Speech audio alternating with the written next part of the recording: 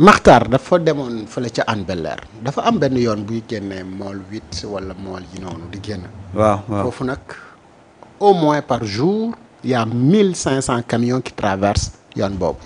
mais état wu yoon bi nag c'est catastrophique. catastrophique. da ngay gis camion buy def kiic réew mi nag ñun dañoo tàmm di xoole. ba jëyee am ñu door a wax ndax xamoon naa ko ñun nag nekk wuñ fi xamoon naa ko waxoon nañ ko lañ fi bëggee nekkee. moo tax Maxtaar dem ba foofu gis état de yoon bi nu mu mel te loolu mu ngi en centre ville. ñu bëgg nag alerter les autorités pour ñu bàyyi ci xel ci état wu yoon boobu noonu. et c'est des milliers de camions. et dama mos a gis benn waay doon expliquer na il a été emprisonné malheureusement xam nga lu tax ñu emprisonné ko.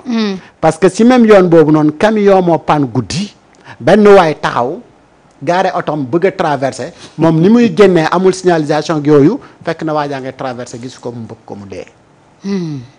pour ñu moytandiku yooyu nag ci yoon boobu nga xamante ni camions yi dañ fay panne parce que état wu yoon bi moom moo ni mel te camions yi en général yi ñu fay jaar dañuy charger ay conteneurs yu bëri.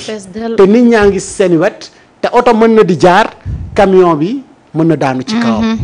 te loolu nag day indi ab jéyee. te jëye yooyu bala ñu say yegg si nañ ko defar nañu fexe ba nga xamante ni dinañu dindi mbir yu mel nii.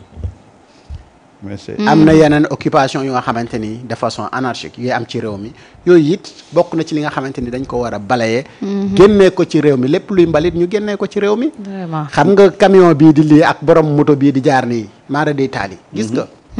mais bu foofu renversé woo ci kawam. mais c'est un problème. mais topp boo gisee sax ñuy gën a insister pour que le port de Ndayane mu gaaw war a fonctionnel topp port bi fii mu nekk nii topp il faut que ñu désengorger ko il faut que ñu jël genn wàllu li nga xam ne moom mooy exploitation am ñu yóbbu ko Ndayane pour topp parce que port bi mënatul nekk fi mu nekk yor volume d'activité yi mu yor parce que tey pour nga génn port rek génn port c'est un problème c'est un problème fondamental. mais axe boobu ñu koy jël yëpp dañu sonn. mais c'est foofu dafa doy waar. xam nga dëkk yi léegi xam nga port lan la port dafa war a accessible ba pare am rapidité. nga xam ne da ngay ñëw génn li ngay génn vite fait nga génn dëkk bi mais ñun port bi fi mu nekk.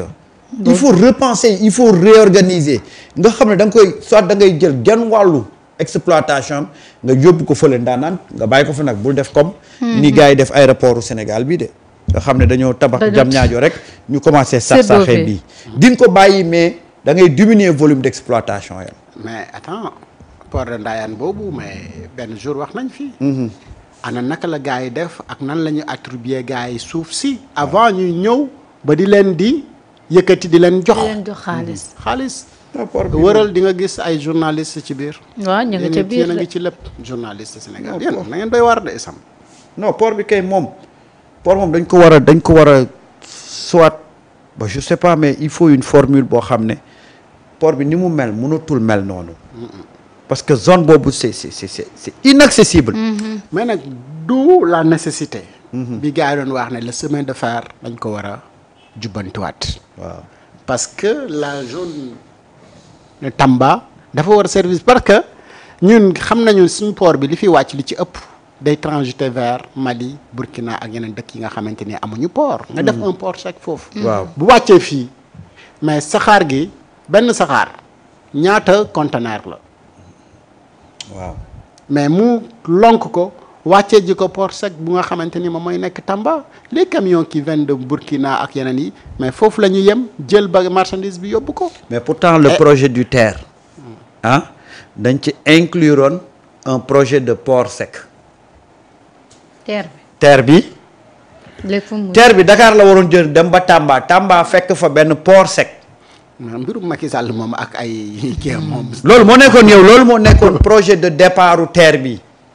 c'est-à-dire que ce TER là devait être accompagné d'un port sec. ok mais non seulement port bi segut. port ci boppam moo amut. mais yeggul Tamba fii Diamniadio lañ ko yemale. ak ban coût ñaata. non yàqu-yàqu yi Macky Sall ak ay ñooñam moom. en réalité tout était prévu mais dama ne la topp. gis nga le port de Dakar là tout le problème fondamental aujourd'hui c'est au niveau du port de Dakar il faut port boobu ñu dindi ko diminuer ces exploitations jéem a ubbi le port de Ndayane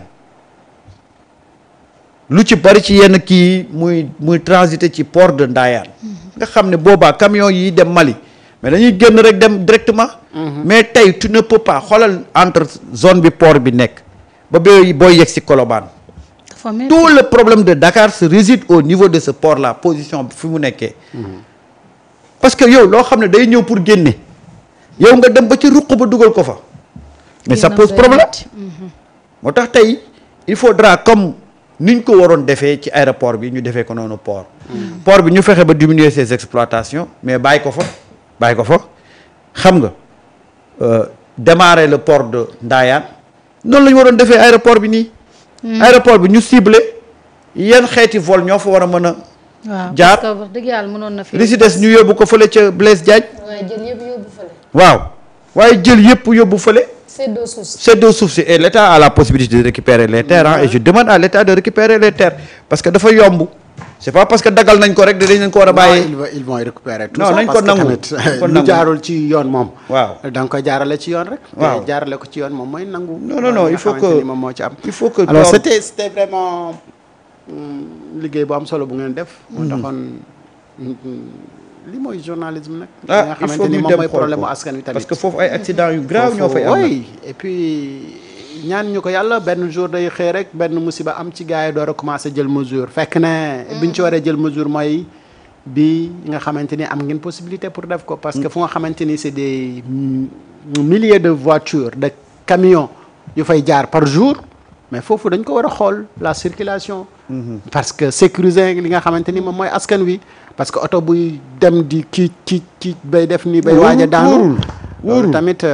dañ ko war a xool. mais wóorul reportage bi aussi c'est disponible sur Sunugal 24 YouTube bi en fait mun ngeen dem ngeen déglu askan bi waaye tam ngeen xool ko. mais pour ñoom ñu mën nañu seetaan intégralité wu. Sénégal ngay gis ngay cohabiter avec les camions à conteneurs yi ñu nekk di dox di bouger di def nii. di def nii nga topp seen gannaaw. wala ngay jéem a sax jaar. wala nga leen di jéem a fi ay virage nga leen di jéem te xam ne conteneur dañ koy jël rek ne ko mbàpp ci kaw noonu ci camion bi. amul vis amul dara amul tous à tout moment mën na def nii mais loolu ce n'est même pas sûr te yooyu ngay côtoyer biir ville camion conteneur yi di xëccoog circulation bi particulier yi ak auto de transport yi loolu ban sécurité la am amul benn sécurité et à tout moment mën na indi problème mais moo taxit daal le port là doit être vraiment repensé xool nu ñuy def daal ba mun ko Top l'a dit il faut zone boobu ñu xool nan lañ koy def c'est important en tout cas dëkk yi avancé yëpp daal dañu am chemin de fer yi fonctionnel waaw ñun nag dañ see war a góorgóorlu wax dëgg yàlla mais yëg nga xuloo bi xew sax xuloo ban kana doon xuloo du xuloo sax xam naa mer la rek kii nii Anne-Marie Gomes la tudd journaliste bi nekk RTS mer na de mi ngi kalaame Ousmane neen na Ousmane wax ak gars yi parce que tamit da leen di invité pour buñ jëlee benn sujet bu am solo pour que ñoom ñi nekk expert ci mbir mi ñu wax ci waaye koo ci invité non seulement da lay gàntal te du la jox benn explication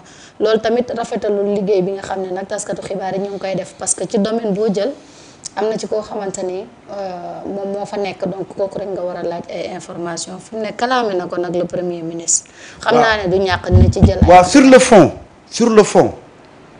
le fond je suis d'accord avec elle. mais sur la forme je suis pas d'accord. lu tax. La RTS c'est une institution quand il y a des problèmes de dispute bu ñu kii ça ne se règle pas sur un plateau. lii mooy rupture de. waaw mais RTS kenn mosu faa ñeme toog di wax. lenn ci voilà di wax lenn ci lu jëm ci ñoom. voilà mais la RTS c'est une institution. mais li Pape Ali moo ko njëkk a wax Samba. waaw mais dama ne man xam nga man nag Marita. man affaire bi lu mu nekk dëgg. man damay défendre ay principes. man ay principes laay défendre. tey boo ko defee dans une télé privée. awma si problème. boo ko defee ci place privée mais une institution c'est une institution. quand il y a des problèmes il y a des mécanismes pour le régler. dafa am yoon boo war a jaar pour régler ko. mais c'est pas sur un plateau ngay def un coup de gueule pour c'est comme si tu parlais à mais c'est des ministres c'est des autorités amaana ne sax yow sa ministre de tutelle mu ngi ci. c'est une institution. yëpp si moi je n'ai pas